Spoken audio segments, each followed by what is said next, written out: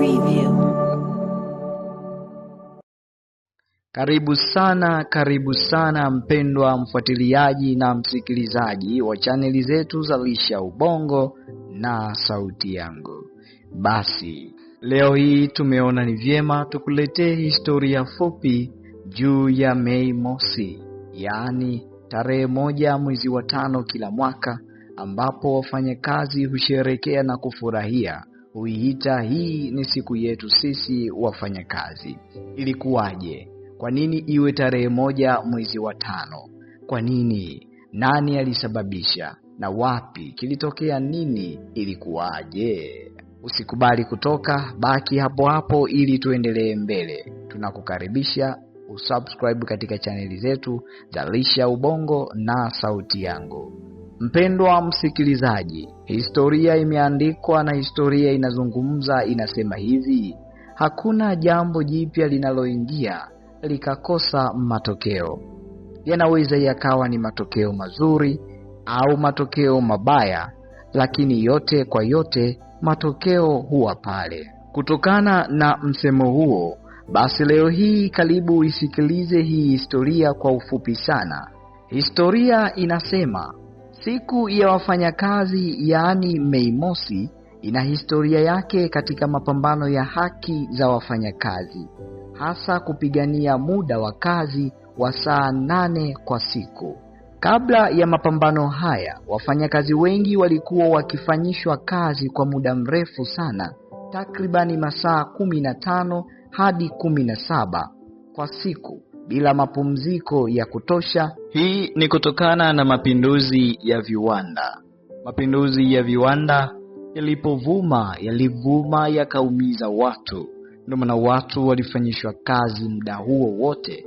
Mashine zilikuwa zina operate, mashine zilikuwa zinaongozwa tu, lakini watu waliteseka zaidi.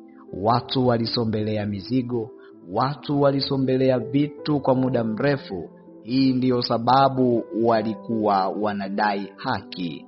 Na si hivyo tu, walilipwa mshahara unaotosha chakula peke yake, na si mshahara ambao ulikuwa unatosha kujikimu moja kwa moja na mahitaji yao ya jumla. Hali hii iliwafanya wafanyakazi kuanza kudai mfumo mpya wa haki, yaani saa 8 za kazi, saa 8 za kupumzika na saa 8 za kushughulikia maisha yao binafsi. Kwa mantiki hiyo, hapo unakuwa umemaliza saa 24.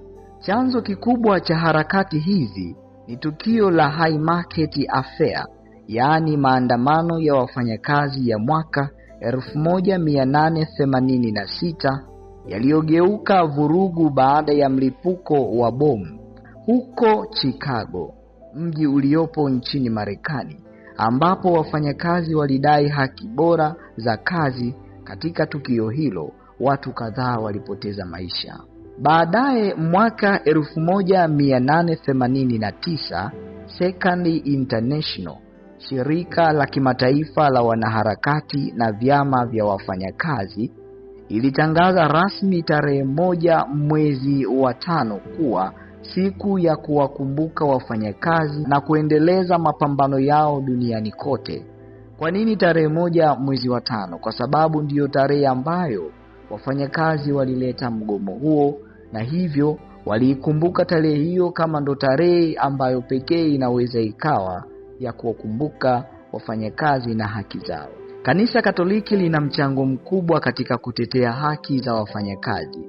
Mwaka 1891, Baba Mtakatifu Leo wa 13 aliandika waraka muhimu uitwao Rerum Novarum, yaani of New Things, katika mtazamo wa mambo mapya yanayotokea katika karne hiyo ya 19. Baba Mtakatifu aliandika juu ya social matters, aliandika juu ya social situation. Huu ni waraka wa kwanza ambao haukuandika mambo ya dini kwa urefu, bali uliandika mambo ya kijamii, kudai haki za wafanyakazi na kuwajali watu katika jamii zao. Alisisitiza haki ya mshahara, alisisitiza heshima ya wafanyakazi, Pia alisisitiza mazingira bora ya kazi. Baadaye mwaka 1955 Baba Mtakatifu Pius wa 12 alitangaza tarehe 1 Mei kuwa ni sikukuu ya Mtakatifu Yosefu Mfanyakazi, baba mrishi wa Yesu Kristo. Mtakatifu Yosefu kama mfano wa wafanyakazi waadilifu.